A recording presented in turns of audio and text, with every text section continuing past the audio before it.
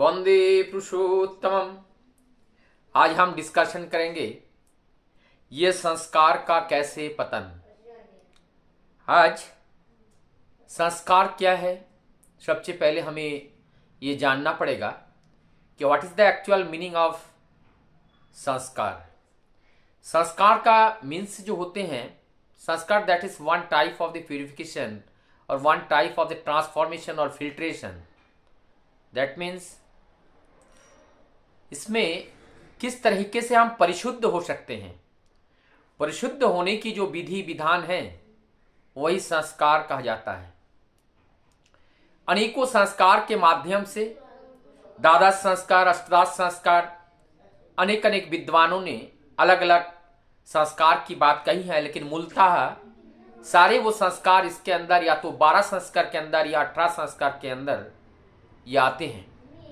साधारणतः द्वादश संस्कार के नाम से जाने जाते हैं और ये जो संस्कार हमारे जीवन को जन्म से लेकर के मृत्यु तक, दशविध संस्कार तक, ये द्वादश संस्कार हमारे जीवन को परिशुद्धि करता है, ट्रांसफॉर्मेशन लाता है। आज हम लोग देख पा रहे हैं कि इस संस्कार से हम सही माने में संस्कारित नहीं हो पा रहे हैं। केवल मात्र फॉर्मूला के रूप में रह गया है। चाहे वो हमारा विवाह विधान हो, चाहे हमारा कोई भी अनुष्ठानिक 10 विध संस्कार के रूप में हो, जो भी आजकल हो रहा है, लोग केवल ये सारे चीज को ताक में रखकर अपने जीवन उपभोग के लिए मस्त हो चुके हैं। लेकिन जब हम सोचते हैं समाज में सभी लोग ऐसे अगर चले तो समाज की दुर्गति अत्यंत सन्निकट है।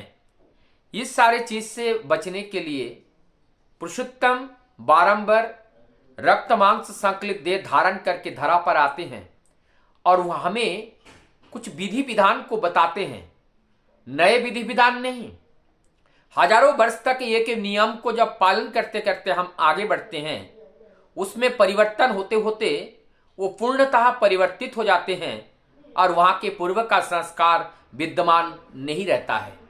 और पूर्व का संस्कार ना रहने के बजाय से वर्तमान में हम पूर्ण रूप से एक ऐसा जीवन व्यतीत करने शुरू करते हैं जिसमें ना तो हमारा पूर्वजों का कोई छवि उसके अंदर दिखता है और उस कृत्य कार्य में ना तो हमारा पूर्वज खुशी होते हैं, ना हमारा पूर्व ऋषिगण खुशी होते हैं, ना तो हमारे जो पुरुषोत्तम हैं, हमारा आदर्श हैं, हमारे गुरुजन हैं, कोई खुश नहीं होते हैं।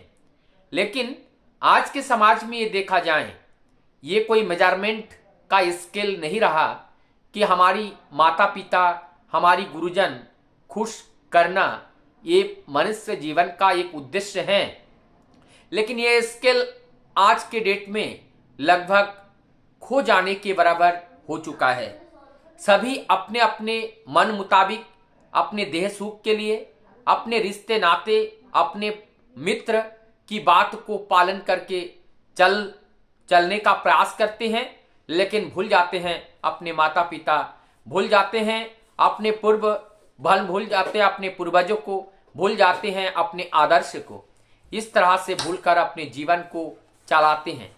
तो इस तरह से चलाते चलाते हम सब एक एक करके भूल रहे हैं और हमारा जीवन एक अंधकार में, एक अधार में चला जा रहा है। आज हम लोग देख पा रहे हैं विवाह, जिससे परमदयाल श्री ठाकुर जी की जो फिलोसफी है, दीक्षा, शिक्षा और विवाह का जो पहनावा होना चाहिए, जिस तरह से जिस विधि विधान के साथ इस कार्य प्रणाली को सुसंपन्न करना चाहिए, आज जब हम लोग देखते हैं वो विधि विधान लोग भूल चुके हैं। इसको केवल फॉर्मेलिटी के रूप में इनको देखा जा रहा है और जो किया जा रहा है वो पाश्चात्य सभ्यता को नकल करते हुए वर्तमान में जीने का रास्ता बना रहा है। प्रश्न ये जगता है, क्या इसके अंदर हम जो चाहते थे, जो जीवन का ये उद्देश्य है, जो विवाह का उद्देश्य है, क्या ये विवाह का उद्देश्य, ये हमारी जो चलन है, इस चलन के अंदर पूर्ति हो सकती है? अगर ये प्रश्न अगर हम अपने आप के साथ करें तो उत्तर आता है संभव ही नहीं है।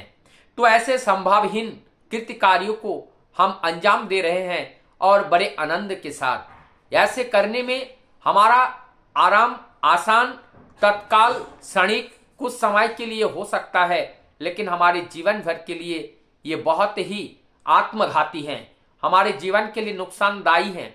और इस सारी चीज को पार पाने के लिए हमें आना पड़ेगा, अनुरागी बनना पड़ेगा, इष्टनिष्ठ बनना पड़ेगा। लेकिन एक बात ये देखा गया है, अगर अनुरागी की जो बात कहते हैं कि हम अकेले अगर एक परिवार में अनुरागी बन जाएं, इससे काम नहीं होगा। प्रयास हमारा रहना चाहिए कि परिवार में जितने लोग हैं सबको अनुरागी बनाया जाए और सभी को उस आदर्श की बात को पालन करने के लिए बाध्य, जबरदस्ती नहीं, उनके अंदर ऐसा अनुशासन, ऐसा उनका प्रति प्रेम जगाया जाए कि उनके वो प्रेम से और उनके प्रति जो अनुराग है वो अनुराग वर्धनशीला होकर उनको जीवन को वर्धित करे।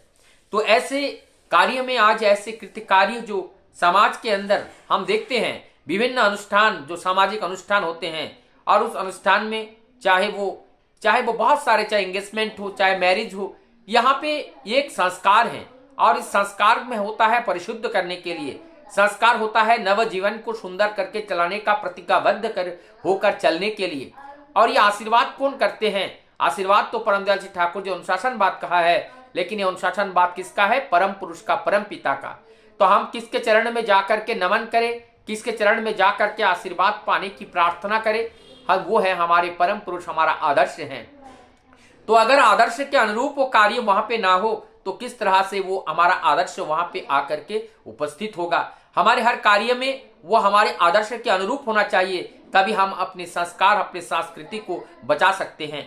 एक पौधा अगर उसके अंदर उसका जो गुण है वो गुण को अगर खो देता है तो उस पौधा का कोई अर्थ नहीं रहता है, वो अर्थहीन हो जाते हैं। हम मनुष्य हैं, मनुष्य का मनुष्यत्व नहीं है तो मनुष्य अर्थहीन हो जाएगा। इस तरह से हमारे इस सृष्टि जगत में जितने भी प्राणी है, जंगम में जो कुछ भी है, अगर इसका गुणवत्ता खत्म हो जाए तो इसका ये मूल्यहीन हो जाता है, इनका कोई अर्थ नहीं रहते हैं।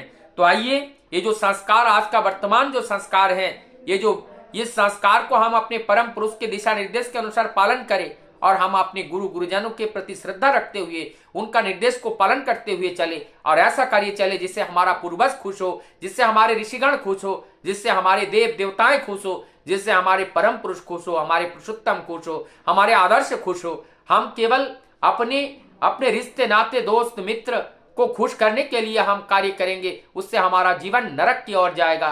और अगर हमारे जीवन में सुख चाहते हैं, शांति चाहते हैं, तो जरूरत है कि हमारे आदर्श के अनुरूप अपने जीवन को चलाए, आदर्श को बात को अपने ध्यान में रखते हुए अपने जीवन को चलाने का प्रयास करें, चाहे हमें कितना भी कष्ट क्यों ना उठाना पड़े।